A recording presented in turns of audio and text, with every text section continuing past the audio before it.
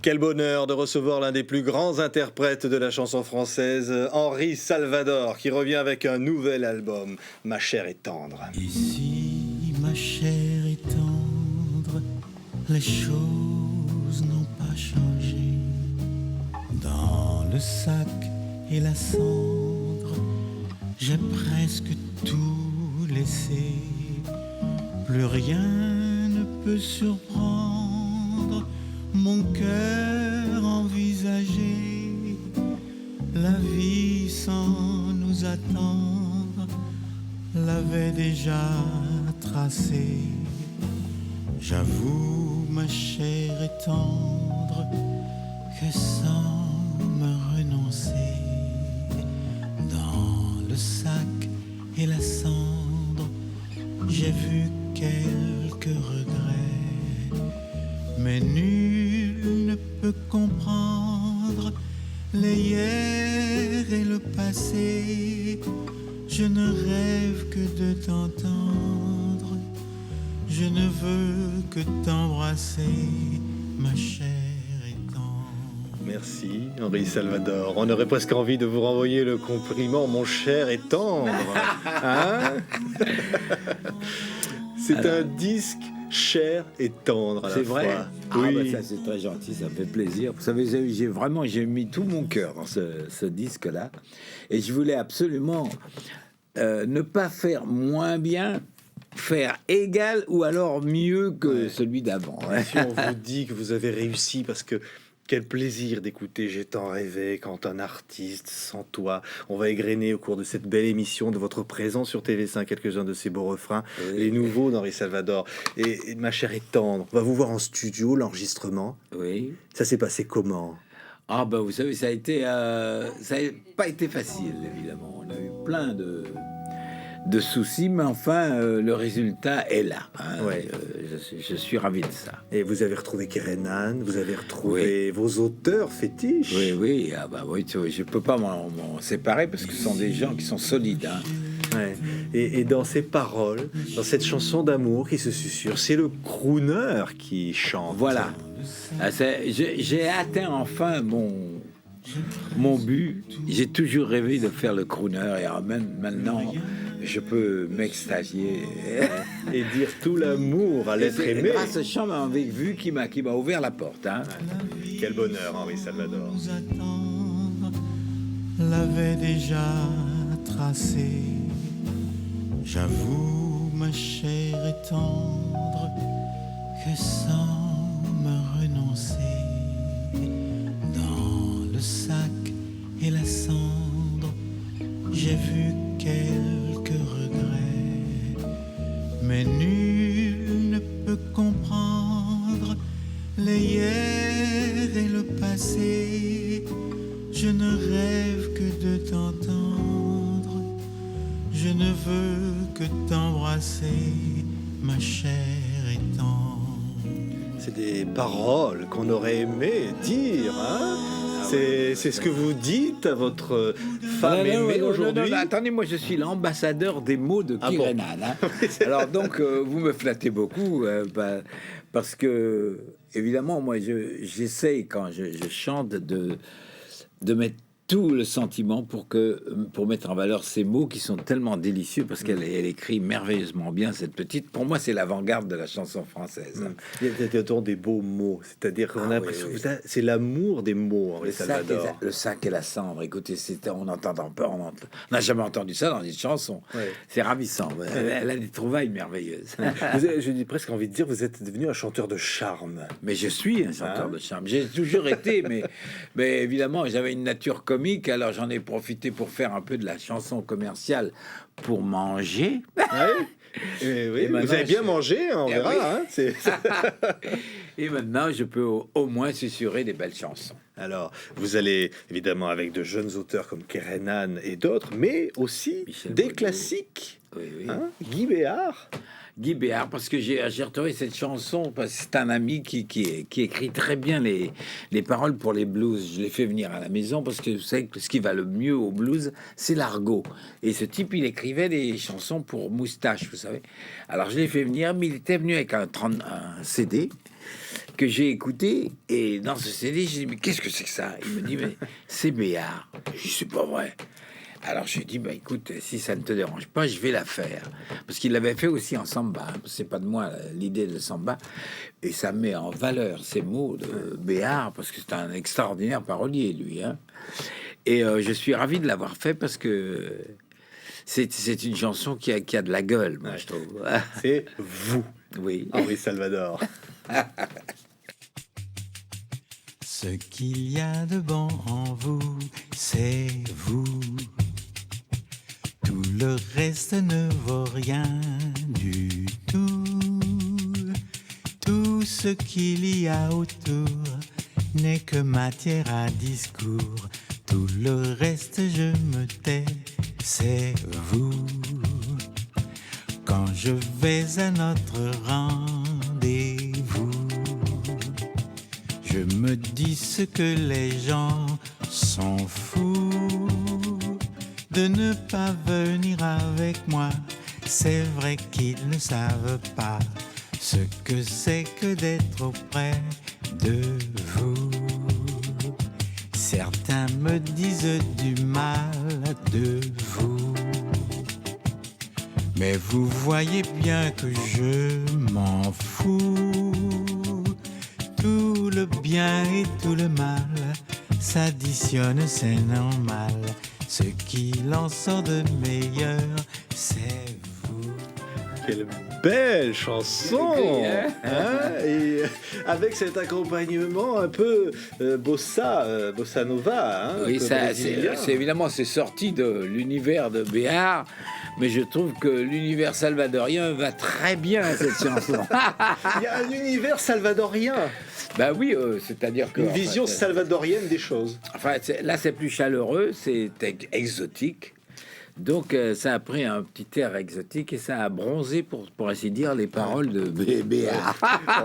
On vous voit, Henri, sur la pochette de ce nouveau formidable disque, avec ce ciel bleu, avec cette mer derrière. Vous nous emmenez au soleil. Voilà. Hein, on a envie de s'étendre et de vous écouter. Eh ben, tant mieux, alors. C'est comme ça que vous avez envie d'être entendu, vous, aujourd'hui? Ben, j'ai l'impression, oui, c'est vrai, parce que c'est plutôt vous savez, je me suis amusé à...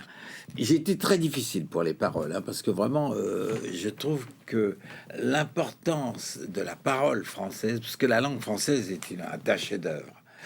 Et moi, comme je suis un amoureux de la langue française, j'ai vraiment été sévère avec les paroliers. Et mon choix, je crois, n'est pas mal, parce qu'entre Dimet, Robert Niel, Michel Modeau, Gisèle Mollard et Kerenan, et Béard, évidemment, eh bien, j'ai un bouquet de roses de chansons.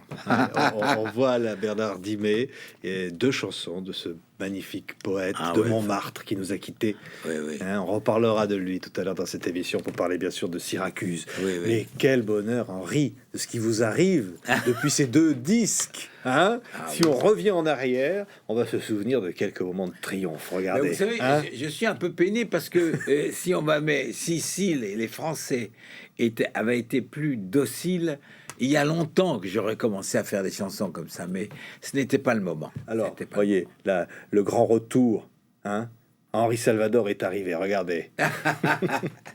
Que ce trophée soit posthume. Pitrerie, certes, mais en forme de règlement de compte. Dans la salle ce soir-là, les professionnels de la profession reçoivent le message 5 sur 5.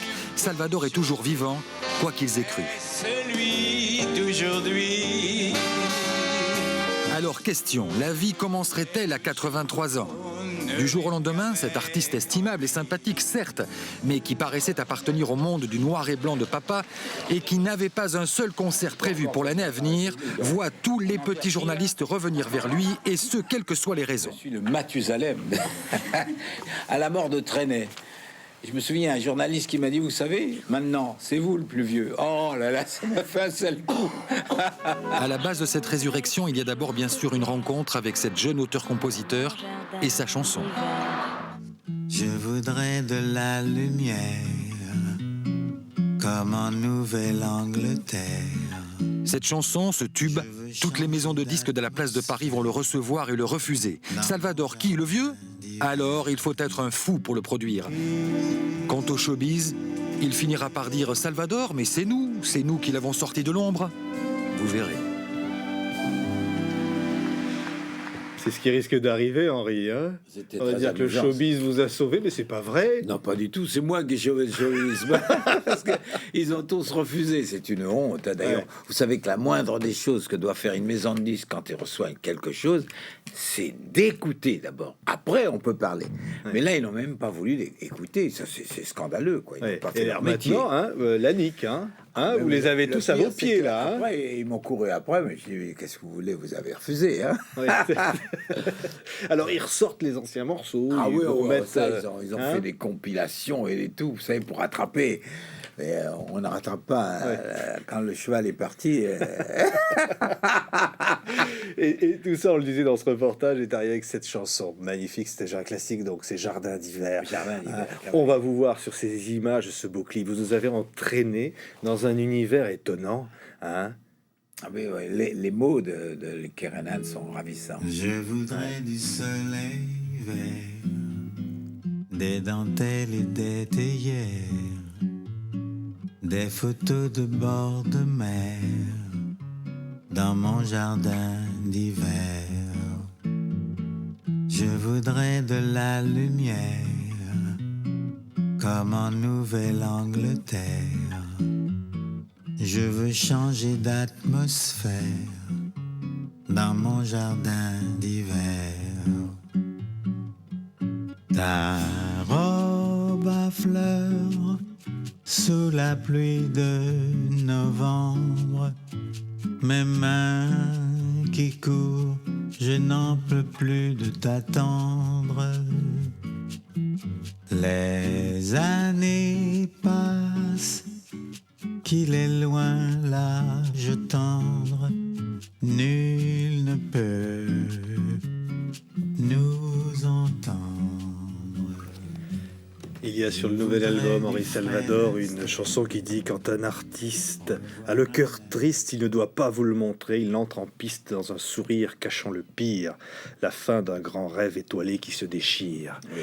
Il y a derrière les artistes, derrière le rire, votre rire, Oui. c'est caractéristique, parfois des fêlures, les fêlures Ouais, des nous, artistes. Nous sommes là pour les cacher, d'ailleurs, justement. Ce serait une insulte au public qu'on se lamente sur nous-mêmes.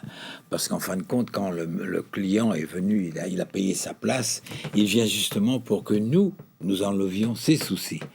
Alors, ce sera un comble qu'en plus, on leur raconte les nôtres. Ils ont assez des leurs.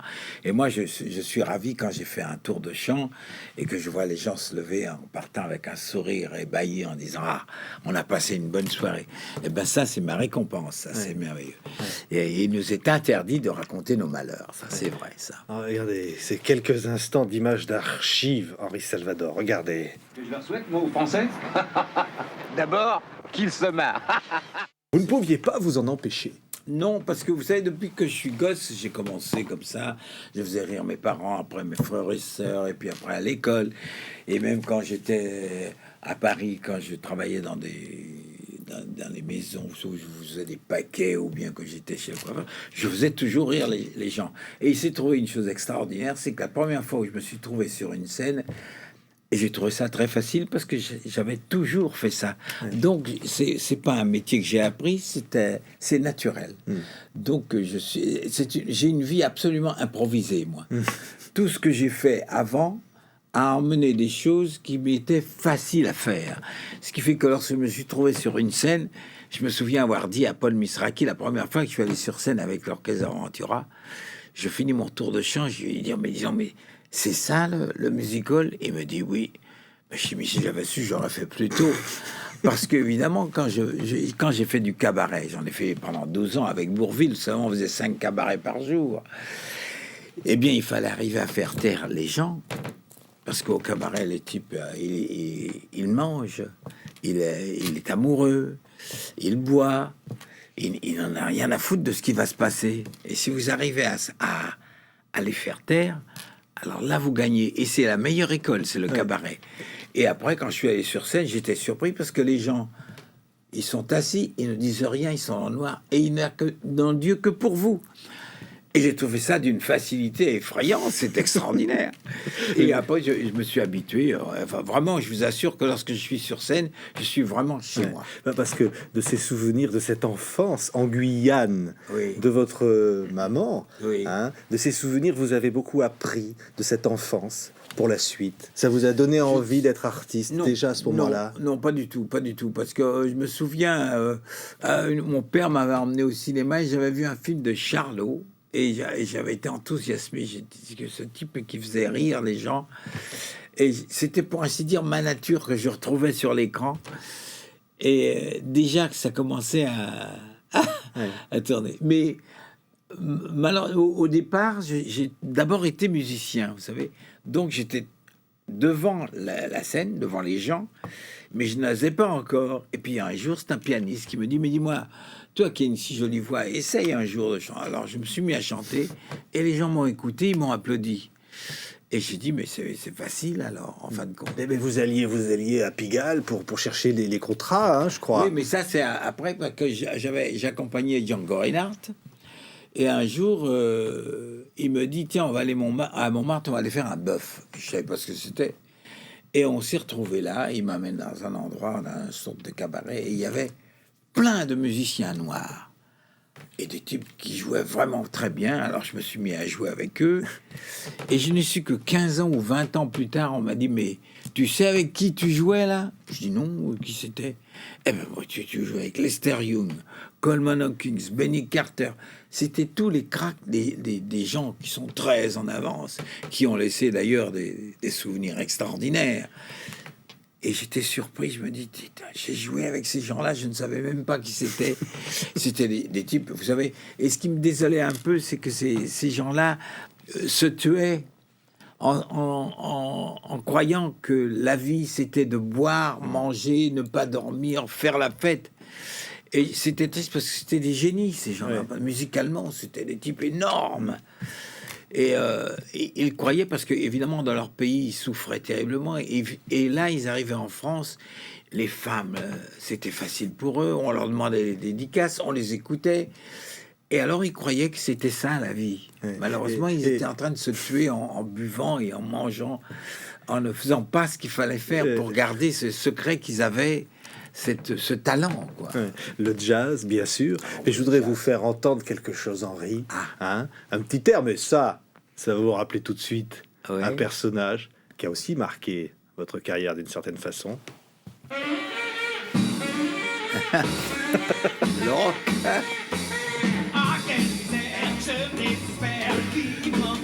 Et ça vous rappelle qui, Henri? Boris Vian. Parce que c'était une rencontre merveilleuse dans ma vie. Comment ça s'est passé? Parce que là, vous voyez, c'était les premiers rock'n'roll en français avec Boris. C'était même pas sous votre nom sur la pochette du disque. Non, mais ça, c'est lui qui a eu l'idée. Voilà, je vous explique. C'était Michel Legrand qui revenait d'Amérique et qui dit à Boris Vian, tu sais, il y a un truc qui marche très fort là-bas, c'est le rock'n'roll. Il dit, on s'en blague. Eh ben, on va en faire. Alors Michel Legrand lui dit, mais qui peut chanter ça ici? Mais il y en a qu'un, il me dit, c'est Salvador. Alors ils me font venir, on en écrit 4 et on prend les dingues, les musiciens dingues de Paris, et on fait ce disque, et on a foutu le feu. On a foutu le feu parce que les gens se sont jetés là-dessus, et le rock'n'roll a envahi la France. Mais si vous savez, mon opinion personnelle, je n'aime pas le rock'n'roll parce que c'est du mauvais jazz. Vous savez, c'est le jazz dans sa plus simple expression, quoi. Le vrai jazz, c'est les Count-Basie, Duke Ellington, vous savez, des gens qui écrivaient des mélodies ceux avec formidables. Qui vous avez appris à jouer de la guitare, voilà, en écoutant Duke Ellington. Duke Ellington, ouais, j'ai appris la guitare en écoutant les accords de Duke Ellington et en travaillant. Mais Henri, quand on écoute aujourd'hui ces albums, on pourrait penser, ceux qui vous découvrent aujourd'hui, que vous avez commencé avec ça. Alors écoutez cette chanson, quand même, qui rappelle que la belle chanson, vous avez déjà chanté. C'était la musique Et là, c'est quand même un succès. Énorme. Montand va l'interpréter. Oui, je l'ai donné à Montand. J'avais donné, en premier, j'ai donné à Jean Sablon. Ouais. Qui lui, évidemment, tellement il aimait cette chanson, il est allé à Syracuse. Et quand il est revenu, il m'a traité de tous les noms. Il me dit, dis donc, c'était foirillade, ton Syracuse. Je dis, c'est pas moi, c'est Dimet. Moi, j'ai fait que la musique, je lui ai dit. Et il n'a pas aimé du tout. Évidemment, je crois pas qu'il ait pu aller dans la vieille ville, parce qu'il paraît que c'est ravissant, la vieille ville. Ben, d'ailleurs, on a voulu me donner la clé de la ville. J'y suis pas allé, parce que j'ai été... freiné par les réactions de Jean Sablon. Et vous savez, à propos de Jean Sablon, c'est quand même le premier crooner français. Il faut tirer le chapeau à ce monsieur qui est le premier à su se servir d'un micro. Ouais. Il chantait des belles mélodies avec des violons et tout. Mais vous savez, si moi je suis le crooner français maintenant, c'est grâce au festival de jazz que les jeunes sont allés voir, et ils ont progressé, leurs oreilles ont progressé aux harmonies qui se passaient sur la scène, et ils ont évolué comme ça, ce qui fait que lorsque mon premier disque Chambre avec vue est arrivé, c'était déjà dans leur oreille des choses ravissantes, vous savez, et ils en avaient faim. Est-ce que je peux vous donner mal aux oreilles, Henri? Écoutez, encore autre chose. Là, ça va vous énerver, ça. Parce que... Mais ça, c'est la bouffe, ça. Le film à la télé, un type nommé Jojo le Bouffi poursuivait la pauvre Suzy. Il la coince après de la Syrie et très méchamment lui. Césaro est arrivé. Ça va vous poursuivre toute votre vie quand même, ça? Ou alors vous avez réussi ça a été un énorme succès, hein. Ouais. C'est un énorme succès. Et vous savez, c'est Jacqueline, votre femme, à l'époque, qui vous disait faut faire ça. Mais oui. En plus, moi, comme je n'aimais pas cette chanson, c'était les disques où on mettait 4 chansons. Figurez-vous qu'on a. Il y avait 4 chansons. On a le disque. Et ben moi, la première fois, j'avais mis en plage 4. Vous l'avez toujours dit, il fallait écouter. Donc il y avait Zorro sur une face. Puis quand on tournait de l'autre côté, il y avait par exemple cette chanson-là, qui est aussi une chanson que vous interprétez toujours aujourd'hui. Une chanson douce. Ah oui. Écoutez. Une chanson douce que me chantait ma maman. En suçant mon pouce, j'écoutais un monde. Et c'est un folklore maintenant. Ouais. Et ça, celle-là, vous ne la quitterez jamais, vous l'interprétez sur scène. Oui. Hein, oui, et vous savez, j'ai mis le temps avant de l'interpréter. Je me disais, est-ce que ça va plaire? Est-ce que ça va plaire? Et puis le jour où j'ai chanté, je me suis aperçu que tout le monde la connaissait. C'est un énorme succès. Et il y a une histoire d'ailleurs, si vous voulez, je vous la raconte. Absolument. Quand j'ai composé cette chanson, je suis allé chez l'un des plus grands éditeurs français. Je lui dis, voilà, je voudrais vous faire voir une chanson. Il me dit, vas-y. Je lui chante la chanson. Il me dit, oui, c'est pas mal. Mais tu sais, c'est pas pour l'époque, c'est pas bon, ça. Moi, je vais te faire voir. J'ai dit, non, je veux pas d'entendre vos chansons. Je suis venu vous faire... Ça vous plaît pas? Bon, ça va. Je prends un taxi, je vais voir un autre grand, c'est Bocher. Et Bocher, moi, ça, Salvatore, comment ça va? Qu'est-ce qu'il y a? Ben, je voudrais vous faire voir une chanson. Ben, je lui chante la chanson, il l'écoute, il me dit, ah oui, c'est très, très joli, mais seulement j'ai un problème. Je dis, oui, un problème, quoi. Mais non, parce que j'ai reçu un coup de téléphone d'un éditeur que vous venez de voir, et il m'a dit que ça l'intéressait. Mais je dis, mais pas du tout. Il m'a dit que ça ne lui plaisait pas et que c'était pas dans le coup. Il me dit, vous savez, nous, on peut pas se faire des procès et tout. Alors moi, foudrage, j'ai dit à mon auteur, écoutez, voilà ce qu'on va faire. On va l'éditer, nous. On va le garder, propriété des auteurs. Et ces deux éditeurs, après, pendant toutes les années qu'ils ont... Ça, c'est de l'an 1900... Attends, je vais vous dire, elle a 70 ans, quoi, cette chanson.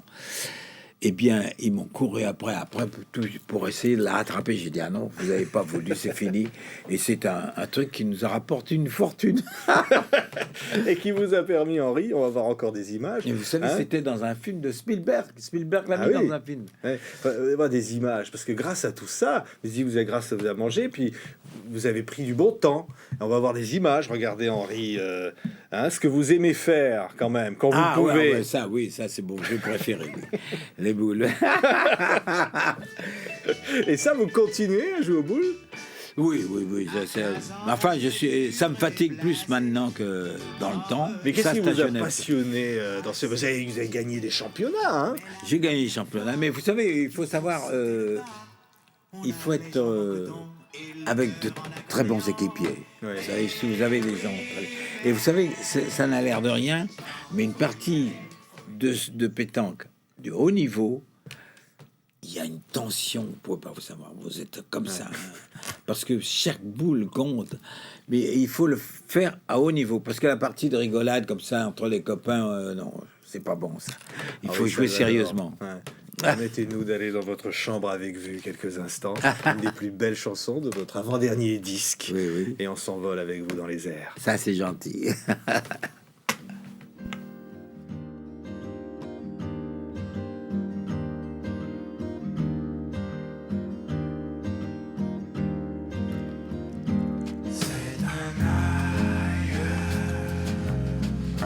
C'est une chambre avec vue. C'est un ailleurs, un lieu où j'ai vécu. Quelques bonheurs passés inaperçus.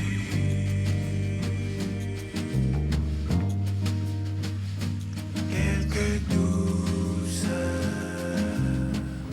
Et là, Henri, vous avez survolé le monde.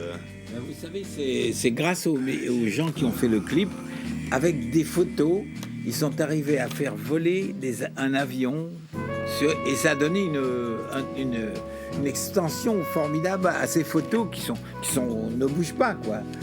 Et on voit l'avion qui vole là-dessus comme ça. Tout ça, c'est fait sur ordinateur, mais j'ai trouvé ça admirable, ce qu'ils sont arrivés à faire. C'est Chambre avec vue. Donc c'est un extrait de l'album précédent. Et c'est superbes images. Hein. On a l'impression, Henri, je parlais de la Guyane tout à l'heure, que votre vie aura été un immense voyage. Un voyage oui, dans la ça, oui. musique, un voyage dans l'espace. Mais enfin, c'est surtout, je suis parti de la Guyane, mais c'est quand même Paris qui m'a ouvert le monde. Hein. Ouais. Vous savez, c'est vraiment une ville extraordinaire et je ne pourrais pas vivre ailleurs. Vous êtes un titi parisien. Je suis un titi de couleur. C'est moi qui me suis baptisé comme ça. Parce que, évidemment, à l'école, j'ai appris à parler l'argot avec un petit qui était le dernier de la classe. Et moi, j'étais tellement... J'ai découvert l'argot avec lui. Et c'est un langage qui me plaisait beaucoup. Et j'ai fini par parler comme lui, et c'est pour ça que je me suis baptisé Titi de couleur. Ouais. Parce que vous aimez le côté populaire des choses. Ah, ouais, vous oui, aviez écrit un merveilleux. livre il y a quelques années, vous disiez je jouais dans des orchestres, il y avait des bourgeois dans la salle, hein, parfois même, c'est-à-dire c'était parfois un peu teinté de racisme, hein, il y avait Non, pas un du peu de tout. tempérament. Non, Pas du non, tout. non. La France m'a toujours accueilli, vraiment, les bras ouverts. Non. Je n'ai pas ressenti ce truc. Évidemment, en Suisse, je l'ai ressenti mais une fois. Mais ça ne m'a pas touché beaucoup. Ouais. Comme ça. Non, parce que les Français sont beaucoup plus larges d'esprit qu'on ne pense. Ouais. Mais le côté populaire. Ah oui, ouais, ça c'est j'adore. ouais. Ouais. Parce que le Parisien, ce qui est merveilleux dans cette ville de Paris, c'est que vous arrêtez à un coin de rue, il y a toujours un cycliste qui va s'arrêter, qui va dire quelque chose qui va vous étonner. Vous savez, l'esprit souffle dans Paris. C'est ça qui est merveilleux. Ouais. C'est une ville merveilleuse pour ça. Et alors il y a une chanson sur le nouvel album qui s'appelle Ailleurs. Oui. Il faut toujours chercher ailleurs. Oui. Toujours chercher. C'est ça finalement le but de la vie. Renan, encore. Ces Ouais. paroles, ces mots sont ravissants là-dedans. Ça a été votre vie de chercher toujours ailleurs, comme ça, de C'est-à-dire dire. que moi, je suis pour demain. Moi, je ne Ouais. suis pas pour aujourd'hui. Je suis pour l'instant que nous vivons et demain. Ouais. Ah, demain. C'est l'inconnu, quoi. C'est ça qui est merveilleux. J'ai dû faire de mon mieux. Tu ne m'as jamais prise au sérieux. Pourtant jamais, au grand jamais, nul ne t'aimait comme moi, jamais. Je sais, j'ai fait la vie, la vraie, mais la vraie vie, à mon avis,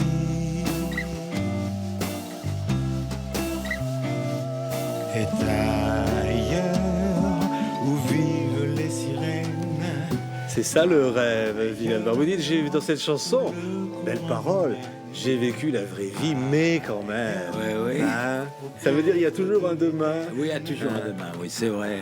Il n'y a pas de regret, parce qu'on le dit aussi dans la chanson. Vous n'avez pas de regret. Non, je n'ai pas de regret. Puis d'ailleurs, hier, pour moi, ça n'existe pas, c'est mort. Vous comprenez? Hier, c'est fini. Alors, je n'aime pas regarder en arrière. Ce qui est beau, c'est l'inconnu, vous savez.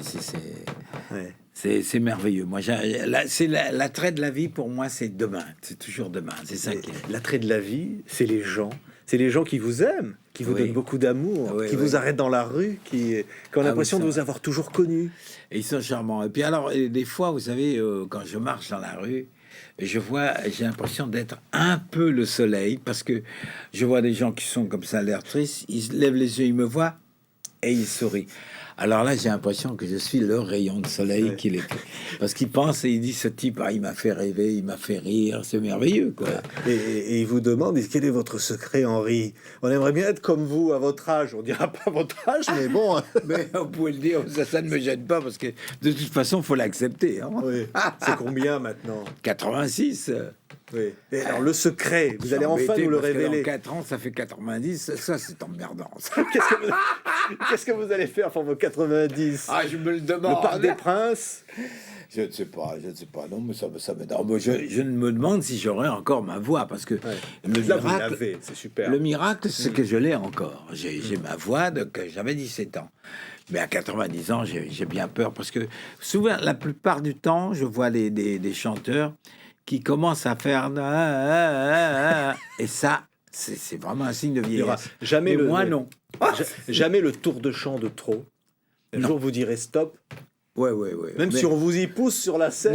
Non, je ne crois pas que je m'arrêterai, parce que je vais vous dire, je hais la retraite.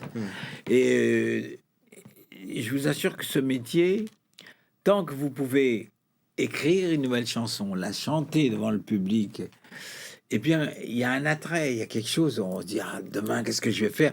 Et ça vous oblige à... Si j'arrête tout ça, je meurs, évidemment. Vous comprenez, je suis dans un enfer merveilleux, quoi. Henri, écoutez, vous parliez de votre voix. Écoutez, encore une fois, ma chère et tendre, c'est ce grain de voix. Ah oui. La voix, c'est quelque chose de précieux comme ça que vous... Oui, heureusement que j'ai gardé ma voix. Ouais. C'est quelque chose qui chatouille l'oreille. Oui. Des instants,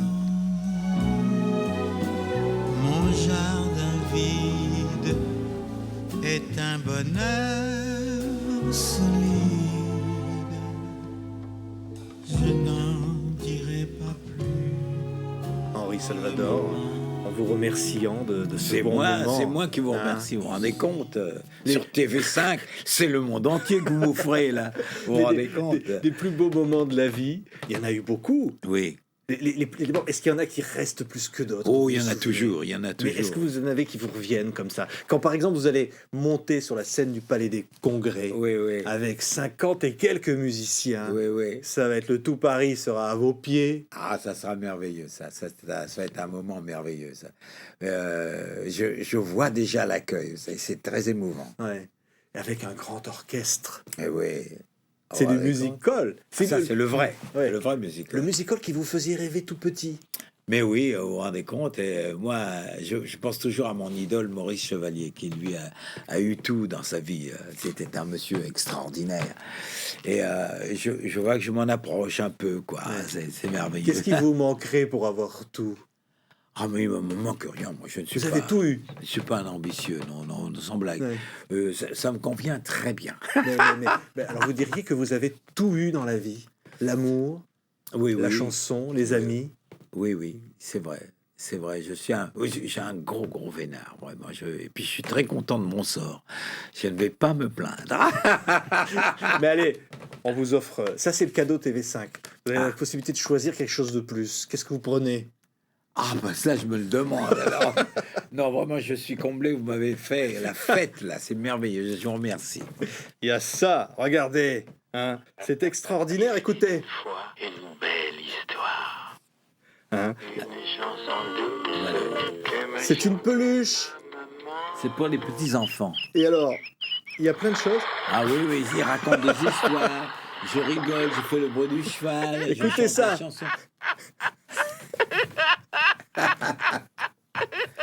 Ça, c'est celui-là, le rire qu'on aime, Henri. Oui, oui. Je vous l'offre. Vous êtes êtes resté un gentil. grand enfant. Hein. Merci. Merci, Henri Salvador. C'est moi qui vous remercie beaucoup. Merci infiniment d'avoir été avec nous. Ma chair est tendre, les choses n'ont pas changé.